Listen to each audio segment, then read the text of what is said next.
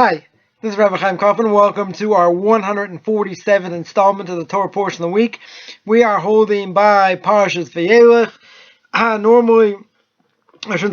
Sometimes it's a double parsha with Parshas Nitzavim. Right? Sometimes they double up parshas in order to finish the Torah in 1 year. So here it's actually a single parsha. Parshas Vayelech again is Moshe Rabbeinu's swan song. Right, last day of his life.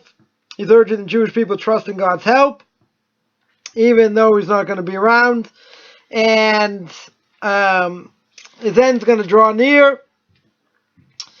And he's instructed to place his hands on Joshua, and he's told Joshua, again, is going to lead the Jewish people into the promised land. So the Torah says, interesting, chapter 31, verse 14. Torah here says, Hashem spoke to Moshe, and he said, Behold, your days are drawing near to die. Summon Joshua, both of you shall stand and attend the meeting. I shall instruct him. So Moshe and Joshua went and stood in the tent of meeting. So there's a medrash that the Balei Tosfos bring out here, and that the language seems to be that Moshe Rabbeinu says God that he's the king of heaven, right, and above heaven, etc. And he says that you are going to die, right? God tells Moshe that you're going to die. Why? Because you didn't believe in me. Now the language is interesting, we're going to see. Right, the language is V'hein lo yaminu bi. And they did not believe in me. Right? Seemingly Moshe and Aaron. But we know Moshe Rabbeinu gets punished for not having proper belief at his level. You have to watch my video, Parshas Chukas, about that.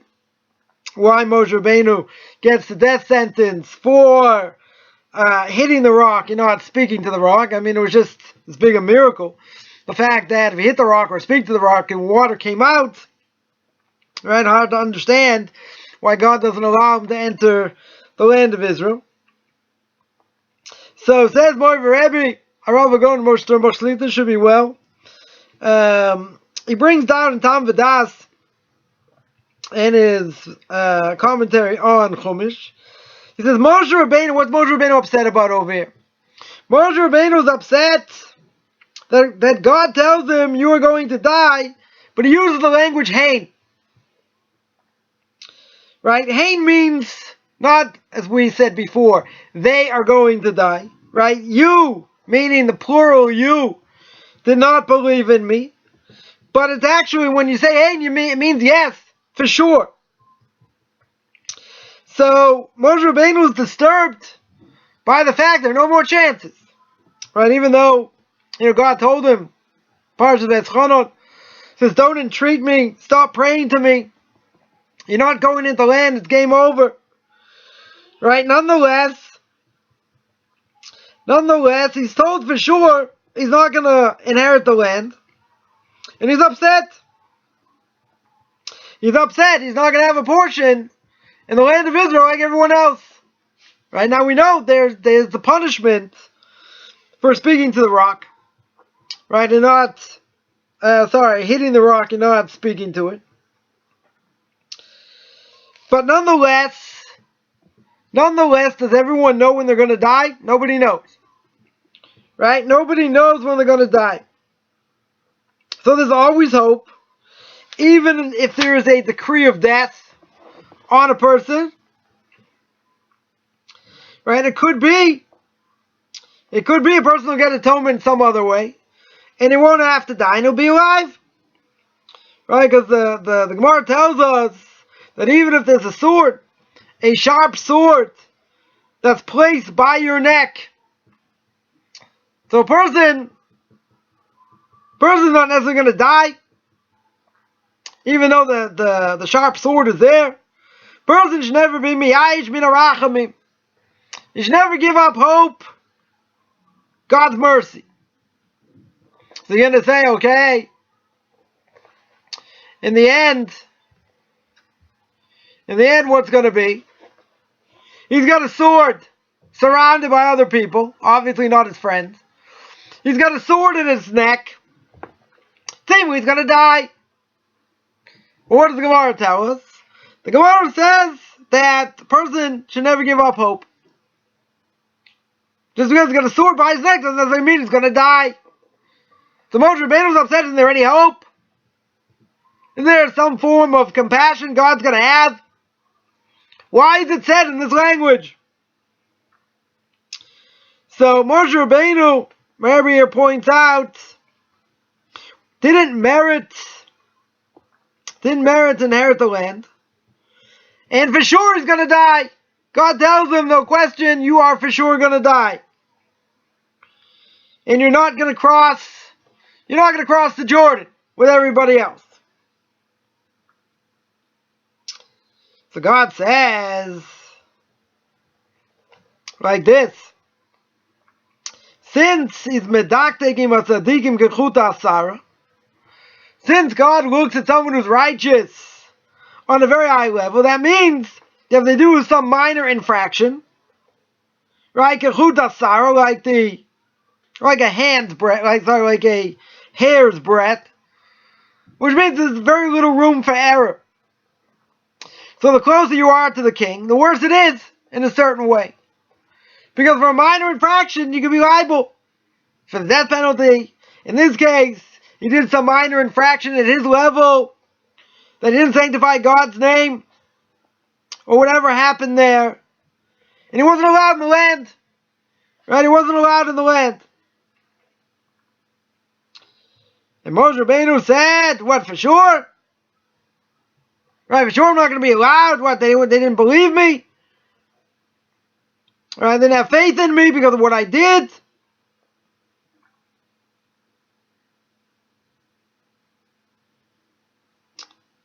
He said, well, maybe there's a tzad schus. Maybe there's some merit over here we can find from Moshe Rabbeinu. And that they would believe what he said. Right, that they would have proper faith. But the fact that he hit the rock, he didn't speak to it to sanctify God's name. God said that's desecration of my name. You tell me, if a person hit a rock and water came out, that's less of a miracle? Why should that be less of a miracle? The Moshe Rabbeinu thought, better to hit the rock than speak to it. Why?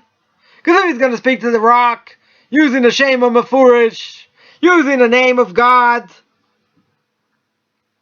right, it says in Parshas Chukas, what's he worried about? Moshe's worried that God's name is not going to be sanctified more. Right, in other words, if he says ineffable name of God, and the water comes out, right, why is that any greater sanctification than if Moshe himself hit the rock? And he was worried about saying God's name seemingly in vain. God told him to do it. Could be maybe the people weren't worthy, maybe he wasn't worthy. He was worried about taking God's name in vain.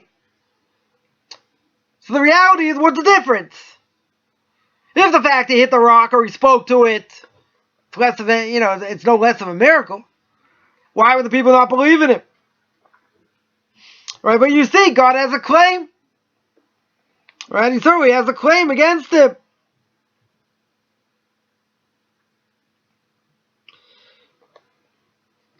So Moshe thought that the Jewish people,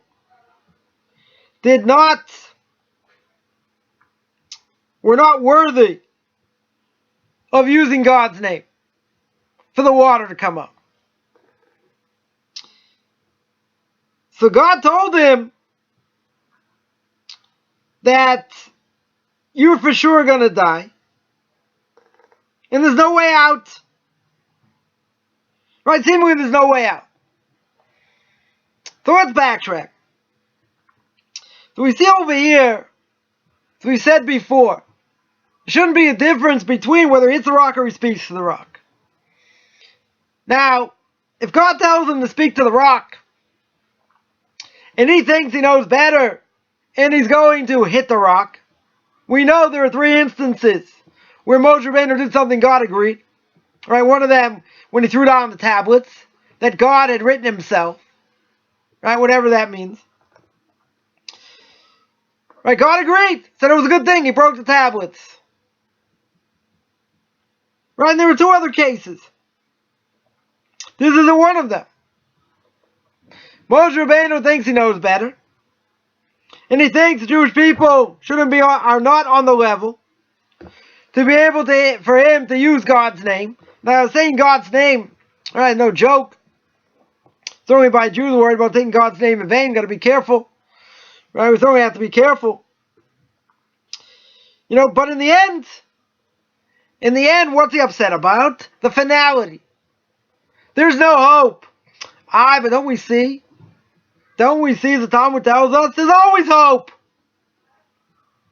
So God says in this case, there is no hope. You are for sure going to die.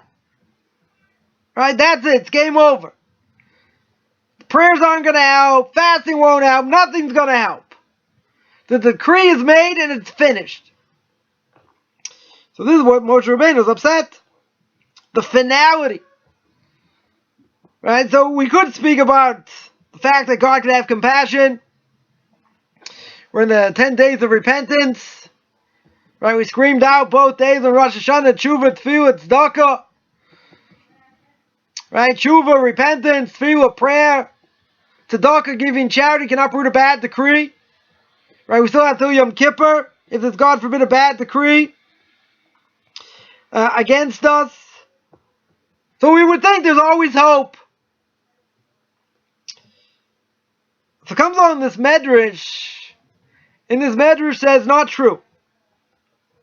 Right? There'll be times maybe there would be a limit that you could find, maybe a person could find merit to change God's mind. Or not.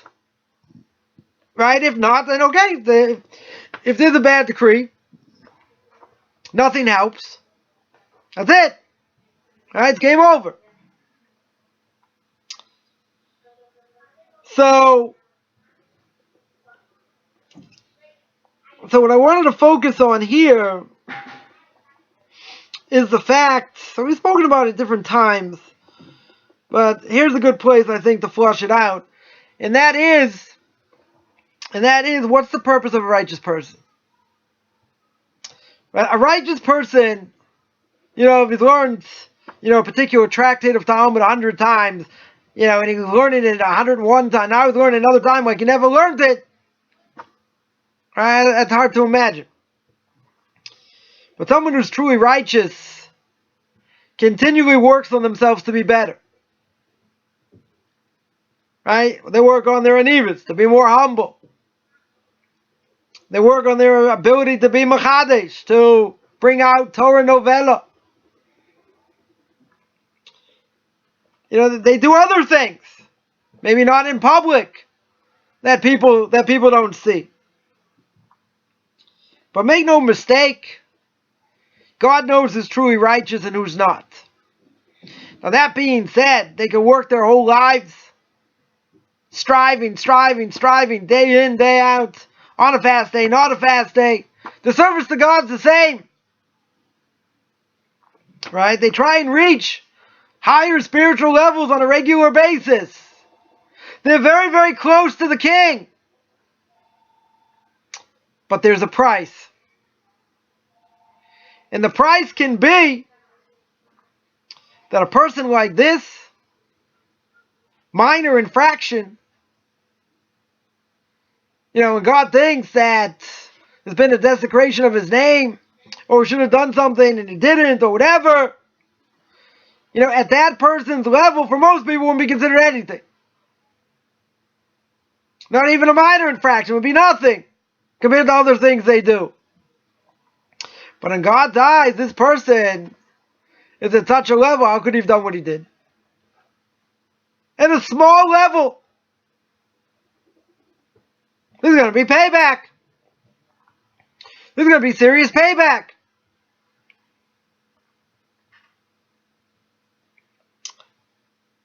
So even though Moshe Rabbeinu might have the right idea, and what he said could have been true, that the Jewish people weren't holding by God using the Shema Mefurish. That's all right, but Moshe using an ineffable name of God to bring out the water. Now, even if that's true, according to the Medrash, and we see from the Torah itself, right, we'll be Karaites here, make the Karaites happy. From the Torah itself, he said he hit the rock and he's punished. He doesn't get to enter the land, and he gets the punishment of death. Well, we know he's going to die, right? Everybody dies. But he's told when he's going to die. So here, there's something else going on. Because look at all Moshe Rabbeinu suffered. Right? Educating the Jewish people, taking them through the desert. And all the people came up against him. And there was nobody more humble than him, the Torah tells us. There's no hope. There's no way out over here. We can't cut Moshe Rabbeinu a little bit of slack. God says, when you're close to the king and you know better, question is what knowing better means. Right, but you know better. You know there's a Torah. You know there are laws you have to keep. So there are things a person who knows better is not allowed to do. Because for him, it's a desecration of God's name. Right, Talmud tells a story. Somebody, one of the rabbis, the question was, what's considered desecration of God's name? So for one rabbi, it was if he'd be seen without wearing towels and tefillin, all the time. Someone else, if he went to buy something in the shop, if he didn't pay straight away, it's a desecration of God's name. The people throw out this term, we've spoken about it before, but a desecration of God's name does have a specific definition, but we're going to go outside that definition a little bit, and we're going to make it a little more homey, meaning that for a person holding at a certain level, even if all the criteria don't match, if he does something that he's not supposed to do at his level, that's a desecration of God's name. You tell me it's got a specific definition. He's got to do it in front of 10 Jews and then whatever. There are qualifications. But what if God says, you know what? I don't care if there are no qualifications. You did something at your level, disgusted me. And because you are so close to me, I'm not going to sit back and take that. So therefore, the punishment is going to be more severe. So, we all have to be careful what we do. We have to be careful with intention. We have to be careful knowing what the right thing to do is, the wrong thing to do. And then we have to go out and do it. Right? Meaning the right thing. But if we do the wrong thing, right, a person can do tshuva. As long as it's not premeditated. He's I'll sin and I'll do tshuva, that's no good. Right? In a certain way, ignorance is bliss. If you find something out they did wrong, okay. They have to come back and do tshuva. Can't do it on purpose and then say, I'm going to do tshuva afterwards. It's nothing. Question is, what level of knowledge does a person have to have? Now, some people just starting out their learning, they're going to make mistakes. Yes. They're not considered necessarily on purpose because they don't know. But if it's something they do know, Right? Every Jew knows, as backwards as they may be, you're not allowed to marry a non-Jew. Well, you can't do tshuva for that. Right? Unless she converts properly, but okay, it's a whole different story. You can't claim ignorance on that. So the question is what level of knowledge? Or better, where the person's holding. So the person knows better. And he knows something's forbidden. At his level, if he does something, he can be held much more accountable than somebody else. Why? Because he's holding a different place. He's holding a totally different level. And if God expects you to be in a higher place than you are, He's not only going to judge you where you're holding, but even where you're holding, you got to be better. Right? Maybe the person will rely on something he should have relied on. Bring about God's ire.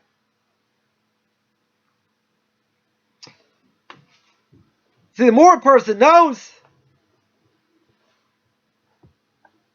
in a certain way, the worse it is.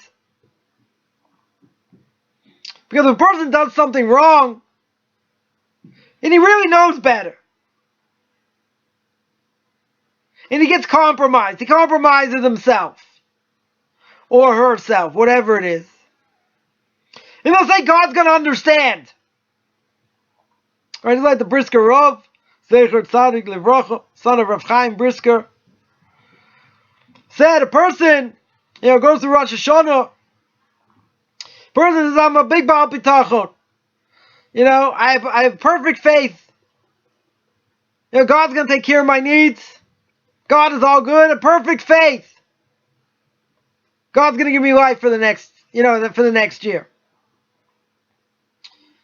So it doesn't matter what level a person's on. Right? Says the Brisker Rav, that is not perfect faith. That's being foolish. Who's to say God's going to grant you another year of life? No guarantee. Right? We have no guarantee for anything. If a person wants to make himself out, he has tremendous faith in God, he's relying on God, God's going to take care of his needs. There's no guarantee. A person cannot be that smug and say, God's going to take care of me, I'm going to live another year. Fame! Right? Forget it. There's no guarantee.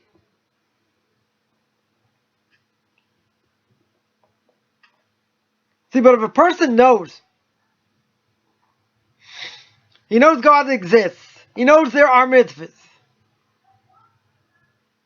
and he's just lazy, but he knows better. Okay, the question is, what was his intention when he did it? Where were they holding? Was there onus involved? Were they being forced? There are different levels. But we're talking about somebody at a very high level. Right? And they do something, like in this case with Moshe Rabbeinu. Okay, he was at extremely high level. Highest level there is. And still the miracle is going to come out of him hitting the rock. Just because he hit the rock and didn't speak to it. Jewish people are not going to have faith in him up until this point? Boggles the mind. But God said, you didn't sanctify my name properly. You didn't do what I asked you to do. Now Moshe Rabbeinu at his level, that was it. That was a death penalty. Anybody else? Maybe it wouldn't have been so bad.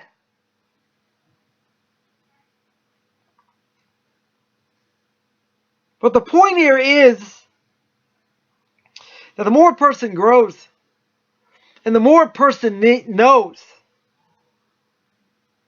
Again, what that level is going to depend on the person. And what they're going to do is going to depend on what they do. What that person does. But if a person's holding somewhere in the world, right, he keeps Shabbos, he keeps Kashrus, he keeps what he needs to keep, and he does things that go against this, it's not just he made a mistake,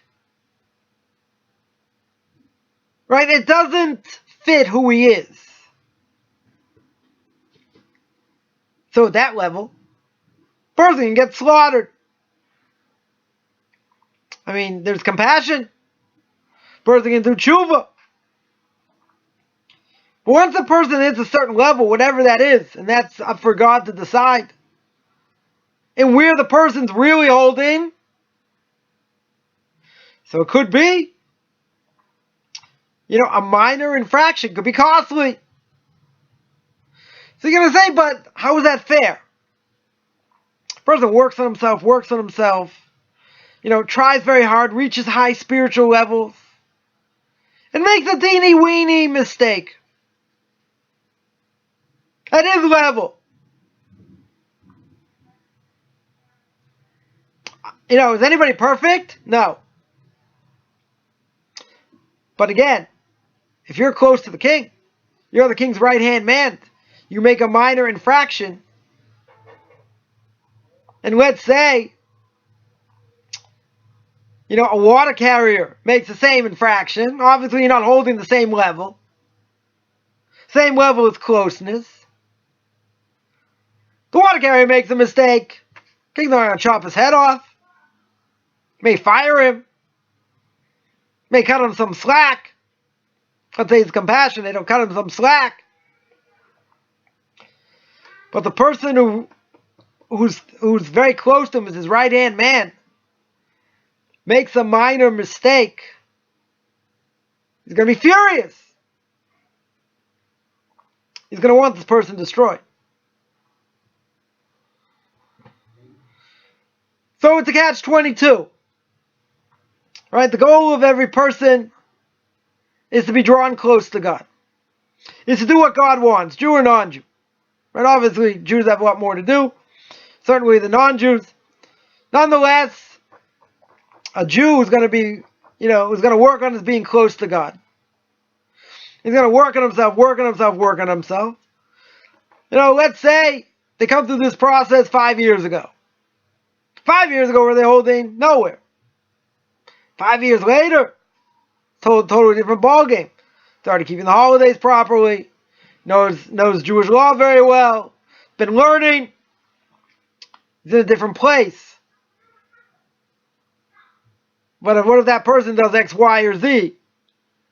At his level, God can say, okay, I see you've been growing.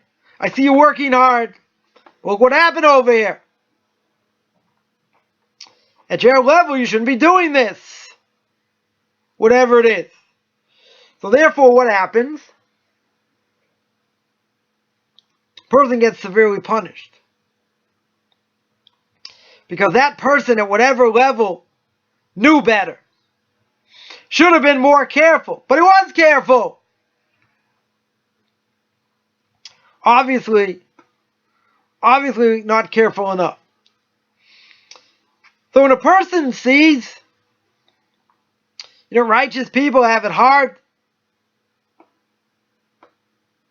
right? It could be for one of two reasons. One reason is so that God punishes them in this world for whatever minor infraction, and they may get punished severe in order that they'll go into the next world squeaky clean. Right? That's one possibility. Another possibility is that they do something minor, and they have to get punished. They have to get punished in a severe way, not just to offset this world, meaning that they're going to come squeaky clean in the next world, but they get punished in a severe way because it wasn't fitting for what they did. Their stature was way too high for this minor infraction. So God comes along and zaps them. In whatever way. Whether it's livelihood, sickness. God's got many ways to do it. But you can say, okay, if we knew what this person did and the punishment that comes upon them,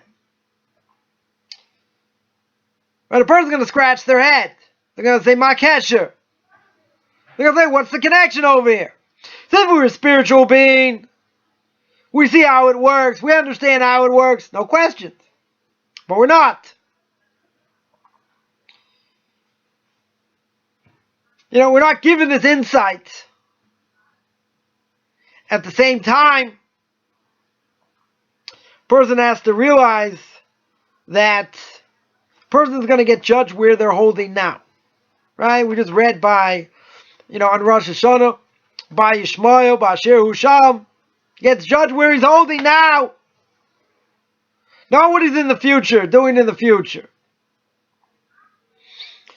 But if a person has this other knowledge, and he's raised himself to a high level, so you might say, okay, why is it worth it to be close to the king? The reason it's worth it to be close to the king is how they live their lives. If you would ask most Torah giants today, and how little they sleep, and how much they learn, and they're Mechadesh, and they write Torah novella, and they give classes all over the place, and this and that. And they answer people's questions. Doesn't seem like they have any time to themselves. And all that.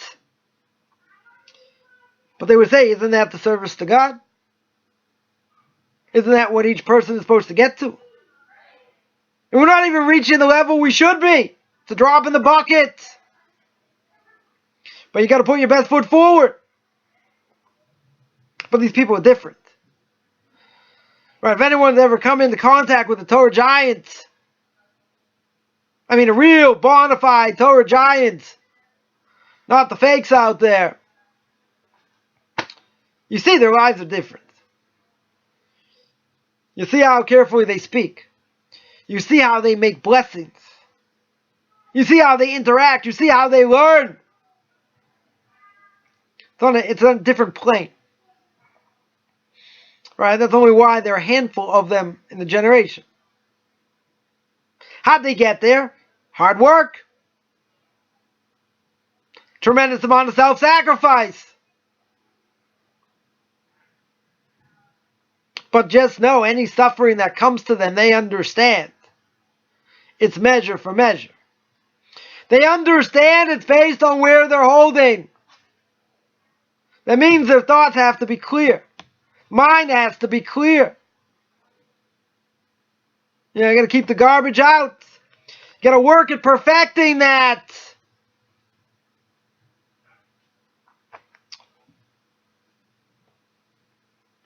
So something like that, person would reach such a level.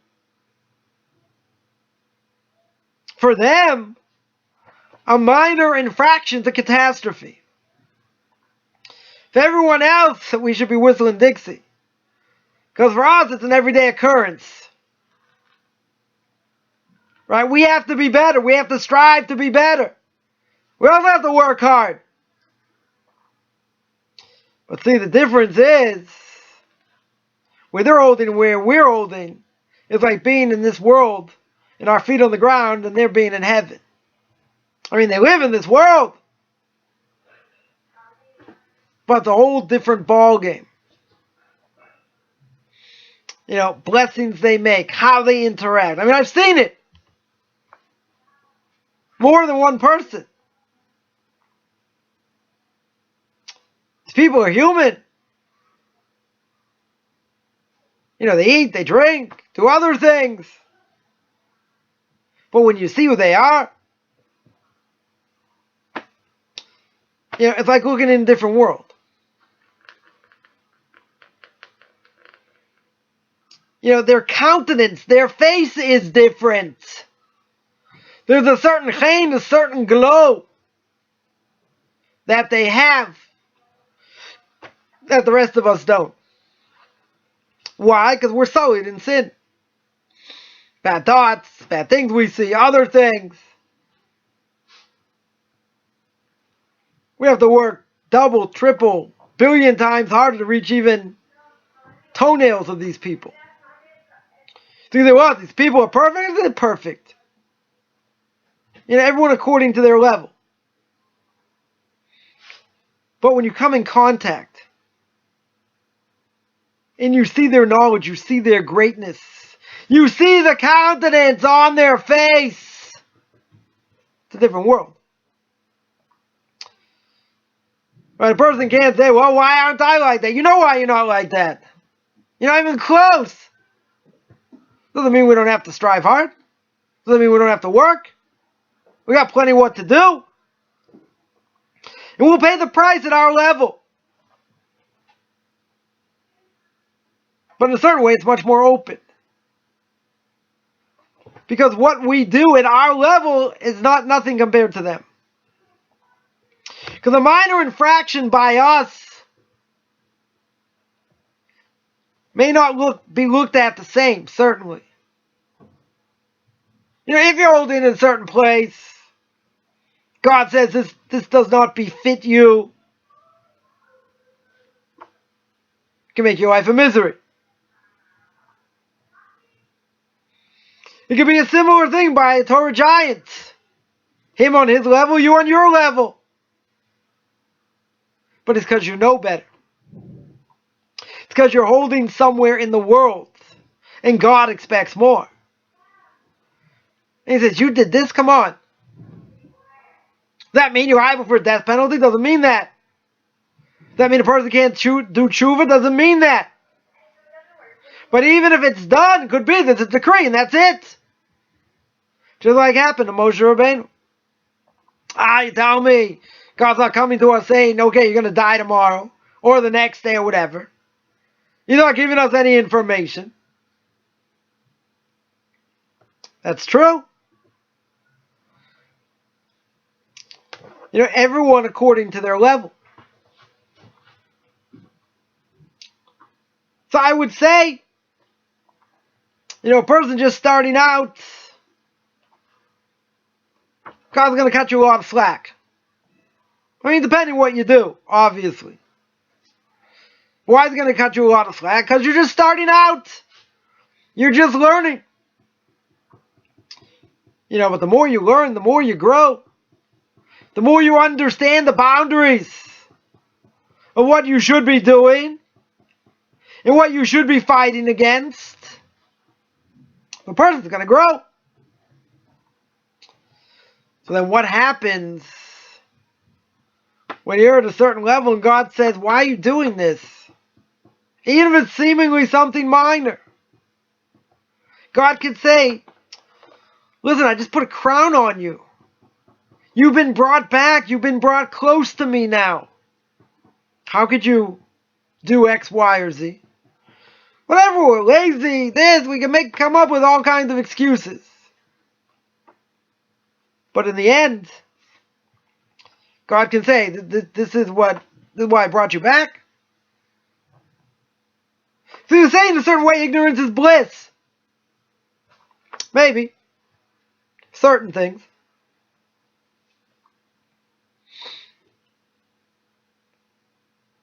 See, understanding what you're doing, intention of why you're doing it, and how you're doing it, differs among people. Right? We're not all cookie cutters. Say that 5 times fast. We're not all cookie cutters. We're not all the same. Our goal is the same. Mistabek el Hashem. To be attached to God, to do what He wants. To be the best we can be in Torah. We're going to make mistakes? Yes. Are we perfect? No. Is our goal to reach perfection? Yes. Got to work hard. It's hard. No one says it's easy. At the end of the day, still going to put your best foot forward. But the caveat is, even if I put my best foot forward, even if I do and I try and be the best I can be, and I'm holding somewhere in the world, whatever that means in God's eyes, then you got to be careful. Because if you're not careful, some minor infraction gets you zapped. Obviously, God knows when and how and where to do this. But we have to be constantly aware. It's good for Rosh Hashanah. Now we're after Rosh Hashanah. All right, we have to be constantly aware what our role is. What we're supposed to be doing. How we're supposed to be growing. How we want to be better. But it has to be real. It can't be a fake thing. You got to work hard. You know, people became Torah giants, weren't handed it. They worked hard. They learned hard. They didn't sleep very much, learned under great people, strove to be the best. And some of them didn't have the greatest minds. They didn't have photographic memory. Didn't have 150 IQ. So some of them, you'd say, were mediocre in intelligence. Some. So how did they become so great? Because of sheer self-will. Because they worked like a dog to get there. And they reviewed, and they reviewed, and they learned, and they learned. But God helped them along the way. Right? We're not going to take him out of the picture. God knew who to give the knowledge to. You know, but some of these people had to work really hard. I mean, they all worked hard. You know, it's easy to be a genius. You know, to be a prodigy. And that, you know, and things come easier. That helps. Pedigree helps. You know, you get a family in learning. You know, uncles, great uncles, Torah giants, great people. Yeah, of course that helps.